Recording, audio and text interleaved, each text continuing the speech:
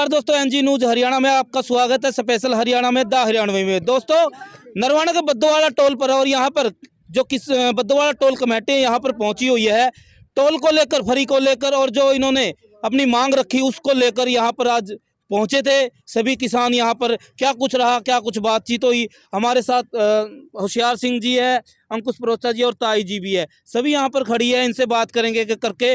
और यूपी के अंदर प्रयागराज में जो घटना हुई है उसको लेकर भी अंकुश परोचा से बात करेंगे। पहले एक बार प्रधान जी से बात कर लेते हैं, आज का क्या कुछ रहा सर। ऐसा है कि आज हमारी कई महीने से मांग थी 14 किलोमीटर के आसपास में जितने भी गांव आते हैं उसका टोल फ्री के लिए।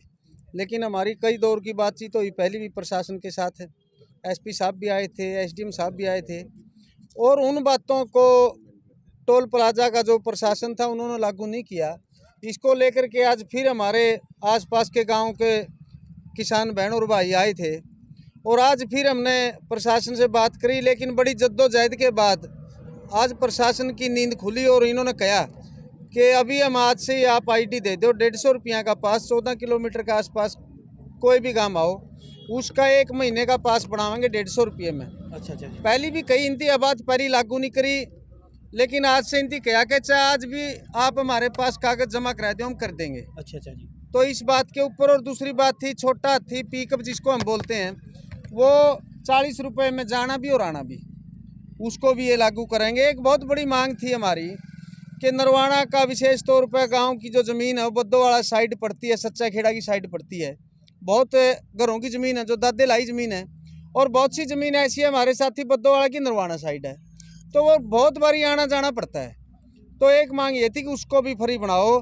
इन्होंने उस बात को मान लिया प्रशासन ने कि एक आईडी दो, गाड़ी एक गाड़ी का बनागा, चाहे गाड़ी उसके पास 5 हो 7 हो, उसके सबका नहीं बनागा, एक गाड़ी का पास ये बनाएंगे।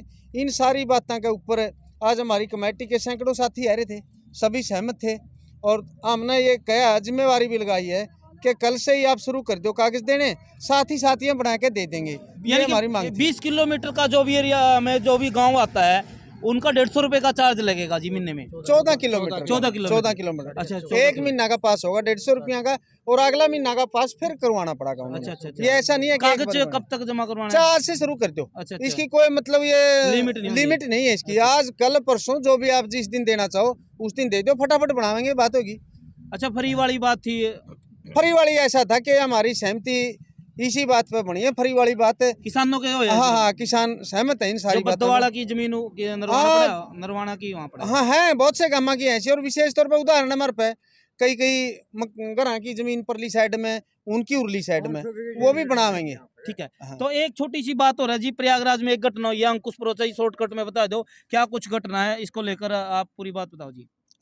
आरआरबी जो रिक्रूटमेंट बोर्ड है उन्होंने ग्रुप डी की भर्ती के लिए 1.5 लाख कुछ पोस्ट निकाली थी कि उसमें भर्ती की जाएगी, जिसमें आप मानिए कम से कम 1.25 करोड़ 1 करोड़ लोगों ने भरा। लेकिन 2019 में वो नोटिफिकेशन निकला था, लेकिन आज तक उसका एग्ज़ाम नहीं हुआ, और ऊपर से उसके रूल्स भी चेंज कर दिए गए। अच्छा जी। तो जब विद्यार्थियों ने इसका रोष प्रदर्शन किया, बाहर आए उन आंदोलन के लिए कि हमारे साथ ऐसा क्यों कर रहे हो, क्योंकि कुछ बच्चों की एलिजिबिलिटी अब चली गई है, क्योंकि वो ओवर एज हो गए हैं। प्लस इतने टाइम तक जब हर एग्ज़ाम हुआ, अगर हम बोर्ड का देखें, मेडिकल देखें, इंजीनियरिंग देखें, तो उनके साथ ऐसा क्यों हो रहा है। तो वो प्रदर्शन करने के लिए सड़कों पर आए, तो पुलिस ने वहाँ क्या किया, रात को जो हॉस्टल है पूर्वांचल बेल्ट में, अगर आप देखा जाए, मजदूर परिवार से वो किसी तरह अपना गुजारा करते हैं, एक कमरे में 4-4 लड़के रहते हैं। अब देखिए 3000 का कमरा, उसमें 4 जने रह रहे हैं, तो वो किसी तरह अपना खर्चा निकालते हैं, पढ़ते हैं, और फिर भी एग्ज़ाम नहीं लेते, वो आस लगाए बैठे रहते हैं। तो ऐसा क्यों।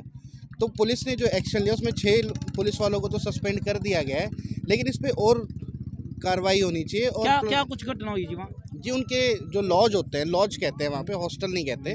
तो लॉज में मान लो एक फ्लोर पे 5-5 कमरे होते हैं, तो 3 फ्लोर हैं, तो 15। वहाँ पे पुलिस ने ज़बरदस्ती घुस के उनके शीशे तोड़े, और अपनी बंदूक के बट से उनके दरवाजे तोड़ के अंदर घुसे और उन्हें पीटा। अच्छा।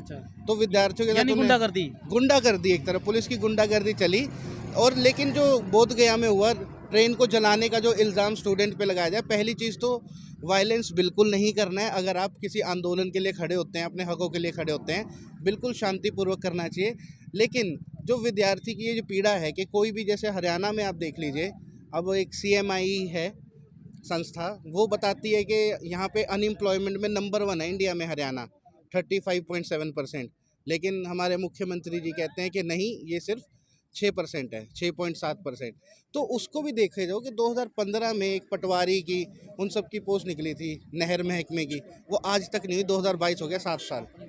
लेकिन जैसे ही इलेक्शन आते हैं, जनरल इलेक्शन, आप देखोगे कि रेलवे ने जो रिक्रूटमेंट करी थी 2019 इलेक्शन से पहले, कम से कम 1.5 लाख लोगों की नियुक्ति। वैसे हर साल 5,000 कॉन्ट्रैक्ट बेसिस पे जॉब मिलती है, कोई परमानेंट जॉब तो मिलती नहीं है। तो उस कॉन्ट्रैक्ट बेसिस पे भी अगर आप देखो तो स्टूडेंट कहाँ जाएगा, बच्चे पढ़ लिख किस लिए रहे हैं, और ऊपर से स्कूल बंद है। तो मैं एक तो सरकार की निंदा करता हूँ इसके लिए कि उन्होंने जो ये एक्शन लिया, क्योंकि पुलिस बिना सरकार के एक्शन, उसकी डायरेक्शंस के कोई कदम नहीं उठा सकती। तो आप देखोगे कि कैसे स्टूडेंट को ऐसे पीटा गया, लाठी चार्ज करते हैं। वो कोई टेररिस्ट नहीं है, वो स्टूडेंट्स हैं जी, और वो अपने हक की लड़ाई कर रहे हैं, वो पढ़ते हैं, देश की ही सेवा करना चाहते हैं। और हर कोई इतना सक्षम नहीं है कि अपना खुद का बिजनेस स्टार्ट कर सके या दूसरे देश चला जाए, अगर यहाँ पे उन्हें व्यवसाय नहीं मिलता, कोई नौकरी नहीं मिलती। तो सरकार बस दावे ठोकती है, लेकिन नौकरियां उपलब्ध करवाने में असमर्थ है। पेपर रद्द हो जाते हैं और कई कई सालों तक चलता रहता है। ठीक है, तो आप देख सकते हैं अंकुश परोचा थे हमारे साथ। तो इन्होंने साफ तौर पर कहा है कि सरकार की तानाशाही, प्रयागराज में जो घटना हुई है, जो एनटीपीसी और जो स्टूडेंट थे जिन्होंने फॉर्म भरे थे और जिन्होंने इस तैयारी की थी अपनी मेहनत को लेकर, लेकिन कहीं ना कहीं उनको पर एक्शन लिया गया। बहुत ही बढ़िया घटना, निंदनीय घटना है। सुना है बच्चे पे घर बिठा दिए। अच्छा, या कोई अच्छी बात थोड़ी है, इतनी कोरोना थोड़ी है वे जो बच्चे गड़ी मुड़ी बिठाने लग रहे घर पे। अच्छा, बच्चे तंग कर रहे हैं, पढ़ाई कद करेंगे, पिछली साल भी बिठा दिए, अगली साल भी बिठा दिए। 2 साल हो स्कूल गए। क्यों नहीं खुल दे? स्कूल खुलने चाहिए। 2 साल पाछे कहती, 4 साल पाछे मारे हम तो। ये तो अच्छी बात तो है नहीं बेटा। हम तो ताई की भी सरकार मांग में है, करना स्कूल खुलने चाहिए, और स्कूल हाँ। खुलना सबसे बड़ी बात है। आज जो बच्चे घर पर बैठे हैं वो कहीं ना कहीं अपनी एजुकेशन से पीछे चले गए हैं। धन्यवाद। या आप कहोगे तो सहमत है फिर तो उठाएंगे। सहमत हाँ भाई, सारी मांगी जो भी मान ली, जो जमींदार है परला वो अपना जमा बना के देवांगे। भाई किसान भाइयों, या कहीं भी नेता थी और कुछ सस्पेंस था अपने बीच में भी, प्रशासन के बीच में भी, लेकिन कोई न कोई बात पर अपन ने भी सहमत होना पड़ा है। प्रशासन के लोग थे, पुलिस के अधिकारी थे। एक तो मेन बात यह थी, अभी चोपड़ा साहब कह रहे थे, बहुत से लोगों की जमीन है नरवाना यहाँ की परला पास है और बद्दोड़ यहाँ की नरवाना की साइड है। एक तो यह मांग थी अपनी, या माइन ली थी भाई जमाबंदी दिखाओ फर्द, और उस काचा गाड़ी तो ले रहे हो 5, एक का बनेगा, एक गाड़ी का पास बना देंगे, वो 2 बारी